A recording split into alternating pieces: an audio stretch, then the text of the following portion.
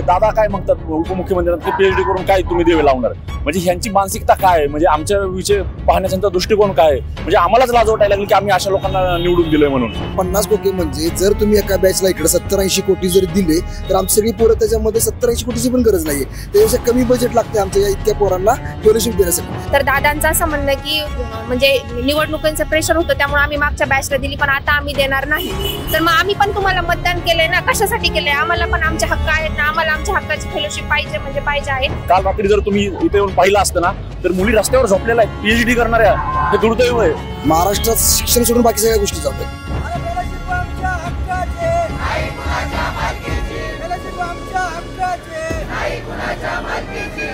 आंदोलन करून आपल्या मागण्या पूर्ण करता येतात हे सगळ्या महाराष्ट्राने पाहिले आणि देशभरामध्ये देखील ठिकठिकाणी वेगवेगळ्या पद्धतीचे आंदोलन मागण्यांसाठी केलं जातं.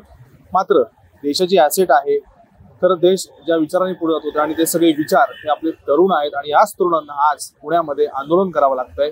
सगळे उच्च शिक्षित आहेत, संशोधनासाठी त्यांना फेलोशिप मिळावी किंवा त्यांच्या पीएचडीच्या ॲडमिशन्स व्हाव्यात यासाठी हे विद्यार्थी आज पुण्यात कलाकार कट्टा या ठिकाणी फर्ग्युसन रस्त्यावरती आंदोलनाला बसलेले आहेत. खरं तर ही विद्यार्थ्यांवरती आंदोलनाची वेळ का आली, 2-3 वर्ष जे आहेत ते यांना पीएचडीचं का नाही मिळालं, सारथी असेल, बार्टी असेल, आरटी असेल, अमृत असेल किंवा महाज्योती असेल, असंख्य जाती धर्माचे विद्यार्थी, वेगवेगळ्या विषयांमध्ये पीएचडी करणारे विद्यार्थी आज आंदोलनाला पुण्यामध्ये बसलेत.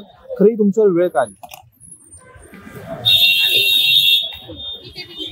कारण आम्ही 2 वर्ष झालो, आमची 2023चं ऍडमिशन आहे, 2 वर्ष झालं आम्ही सर्व सरकारला निवेदन, आमदार, खासदार, मंत्री, आजीदादा आम्ही स्वतः निवेदन घेऊन गेलेलो आहेत. आम्हाला त्यांच्या एवढी गर्दी असते त्यांच्यासमोर, त्या कार्यकर्त्यामधून धक्के खात जावं लागतं आम्हाला, त्याची अक्षरशः लेडीज म्हणून लाज वाटते, तरी आम्ही गेलो निवेदन घेऊन. तर दादांचं असं म्हणणं की म्हणजे निवडणुकांचं प्रेशर होतं त्यामुळे आम्ही मागच्या बॅचला दिली पण आता आम्ही देणार नाही. तर मग आम्ही पण तुम्हाला मतदान केलंय ना, कशासाठी केलंय, आम्हाला पण आमचे हक्क आहेत ना, आम्हाला आमच्या हक्काची फेलोशिप पाहिजे म्हणजे पाहिजे आहे. 2 दिवस झाला आम्ही इथं रस्त्यावर झोपून आहे, त्याच्यातल्या अर्ध्या मुली आजारी पडलेल्या आहेत. जर कुणाला काही झालं तर याला सर्वस्वी सरकार जबाबदार असेल. विविध पोस्टर्स लावले, त्याच्यावर मेसेज दिले 50 कोटीमध्ये एक कुठेतरी आम्हाला द्या, पीएचडीच्या विद्यार्थ्यांना तात्काळ निधी द्या. एवढंच नाही, ह्या म्हणजे त्या पोस्टरमध्ये संदेश जातोय की महाराष्ट्रात शिक्षण सोडून बाकी सगळ्या गोष्टी चालू आहेत. जसं की आता जे काय पैशाची म्हणजे आता जे काही बोललं जाते आपल्या राजकारणामध्ये जे काही गोष्टी चालू आहेत, 50 कोटी असेल काय असेल, मग तेच 50 कोटी म्हणजे जर तुम्ही एका बॅचला इकडे 70-80 कोटी जरी दिले तर आमची सगळी पोरं त्याच्यामध्ये 70-80 कोटीची पण गरज नाहीये, त्यापेक्षा कमी बजेट लागते आमच्या या इतक्या पोरांना फेलोशिप देण्यासाठी. त्याचा अर्थ फक्त तेवढाच होता की बाबा एक इकडे फक्त द्या, जे काही खोका आहे एक ह्या पोरांना द्या, म्हणजे ती काय बाबा ही जे आपल्या महाराष्ट्राची जी काही कृषी प्रधान राज्य आहे आपलं महाराष्ट्र, त्याचं जे संशोधन करतायत त्या संशोधनाला चालना मिळावी, आर्थिक पाठबळ मिळावं, जेणेकरून आपला जो संशोधक आहे व्यवस्थित संशोधन करून जे काय सध्या शेतकरी काही गोष्टी फेस करतोय त्या शेतकऱ्यापर्यंत व्यथा मांडून जे काही क्लायमेट चेंज होते, क्लायमेट चेंज झाल्यामुळे काय त्यांना सध्या फटका बसत आहे, जसं की अवकाळी पाऊस असेल किंवा दुष्काळ असेल, जे काय वेगवेगळे जे काय नॅचरल पॅन्डेमिक्स आहे त्याच्यामुळे काय काय घडत आहे, तर हे ज्या गोष्टी सगळ्या घडवून आणण्यासाठी काही संशोधन करण्यात येतील, जसे क्लायमेट चेंज असेल किंवा CO2 इम्पॅक्ट असेल, हे काही एक्सेट्रा जे इनपुट जे देणार आहे आम्ही, जे काय आम्हाला संशोधन करताना इनपुट जी द्यावी लागणार त्यासाठी आर्थिक पाठबळ लागेल. त्याचबरोबर आर्थिक पाठबळ जर त्या मुलाकडे असेल तर तो मेंटली फिट असेल तर तो 100% न्यू आयडियाज क्रिएट करेल, त्याच्यामुळे कुठेतरी आपल्या देशाला नवीन चालना मिळेल. आज आपण पाहतोय तमिळनाडू असेल, केरळ असेल, गुजरात असेल, तिथं इथले विद्यार्थी बाहेर राज्यात का जात आहेत, तर तिथल्या विद्यार्थ्यांना व्यवस्थित जे काय प्रोव्हाइड केलं जाते सरकारकडून, ज्या गोष्टी वेळच्या वेळी भेटत आहेत, IRS सारखी न्यू दिल्ली येतं, त्यांच्या इथं पण स्टायफंड आहेत, त्यांच्या इथं पण इन्स्टिट्यूट कडून दिलं जाते. असंही कोणत्या प्रकारचं आपल्या इथं प्रत्येक इन्स्टिट्यूट वाईज नाही, आपलं पूर्ण शासन चालवतं आणि हे चालवत आले, हे शासनानंच चालू केलेलं आहे. पुढची काय दिशा असणार आहे, या सगळ्या मागण्या पूर्ण नाही झाल्या. पुरोगामी महाराष्ट्राचं दुर्दैव आहे की आज विद्यार्थ्यांना रस्त्यावर उतरायची वेळ आलेली आहे. आणि हे काय मागतात, ह्यांना शिक्षण घ्यायचंय, ह्यांना फेलोशिप पाहिजे आणि म्हणजे आज 3रा दिवस आहे आंदोलनाचा, आज हे रस्त्यावर झोपून येतं. मग काल रात्री जर तुम्ही इथे येऊन पाहिलं असतं ना तर मुली रस्त्यावर झोपलेल्या आहेत पीएचडी करणाऱ्या, हे दुर्दैव आहे.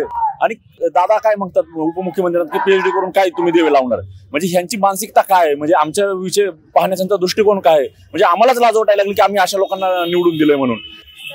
किती खर्च पीएचडी करायला आणि किती काळ लागतो? म्हणजे आम्हाला 3 वर्ष लागतात पीएचडी पूर्ण करायला आणि खर्च हा प्रत्येक डिपार्टमेंट वाईज वेगवेगळा असतो. हा, तर माझं एक ऑब्जेक्टिव्ह मॉलिक्युलर अनालिसिसवर होतं. सोयाबीनवर माझा रिसर्च चालू आहे, सोयाबीन क्रॉपवर. त्याच्यासाठी 2 लाख रुपये लागणार. तर माझ्या गाईडने ते ऑब्जेक्टिव्ह कॅन्सल केलं. म्हणजे मग आम्ही जर त्या रिसर्चमध्ये क्वालिटीच राहत नसेल, त्या आर्थिक मदत नसेल, तर आम्ही फक्त थिसिस कशाला करून काय, आम्हाला म्हणजे आमचं उज्ज्वल भविष्यच नाही ना त्यातून.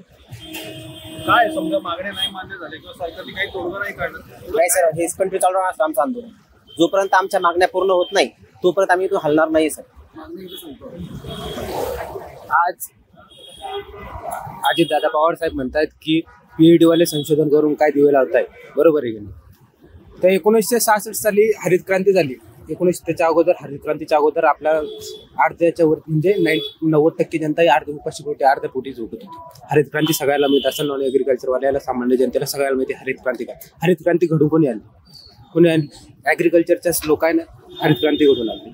स्वामीनाथांना हरित क्रांती.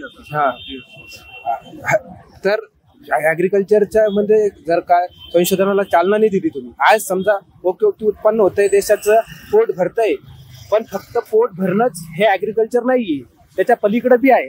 त्यात भरपूर स्कोप आहे ॲग्रिकल्चरला संशोधनासाठी. आणि संशोधन करण्यासाठी आम्हाला जी आर्थिक गरज आहे ती या फेलोशिप मार्फतच आमची पूर्ण होणार आहे. त्यासाठी सरकारनं यावर गांभीर्याने विचार करायला पाहिजे आणि ॲग्रिकल्चर संशोधनासाठी चालना देण्यासाठी फेलोशिपची आम्हाला खरोखर गरज आहे. खरं तर कोविड नंतर या शिक्षण संस्थेमध्ये असंख्य बदल पाहायला मिळाले. याच्यामध्ये शालेय शिक्षण असेल किंवा भाषावाद असेल किंवा उच्च शिक्षण असेल किंवा आता हे उच्च शिक्षित करून एखाद्या विषयामध्ये डॉक्टरेट मिळण्यासाठी पीएचडी करण्याचे विद्यार्थी असेल, सर्व व्यवस्था ही आपल्याला कोलमडताना पाहायला मिळते. आणि आंदोलन करून खरं आपल्या मागण्या पूर्ण करतात, मात्र त्यासाठी या विद्यार्थ्यांना आपल्याच पुण्यामध्ये किंवा विद्येच्या माहेरघरामध्ये झगडावं लागते. त्यांचा अमूल्य वेळ त्याच्यामध्ये त्यांचा खर्ची पडतोय. त्यामुळे सरकार या विद्यार्थ्यांच्या हिताचा निर्णय घेत आहे का, की या सरकारला डावलतंय, हे पाहणं महत्त्वाचं ठरणार आहे. कॅमेरामॅन पियुषासह मी प्रीतम पुरोहित, डिजिटल प्रभात, पुणे.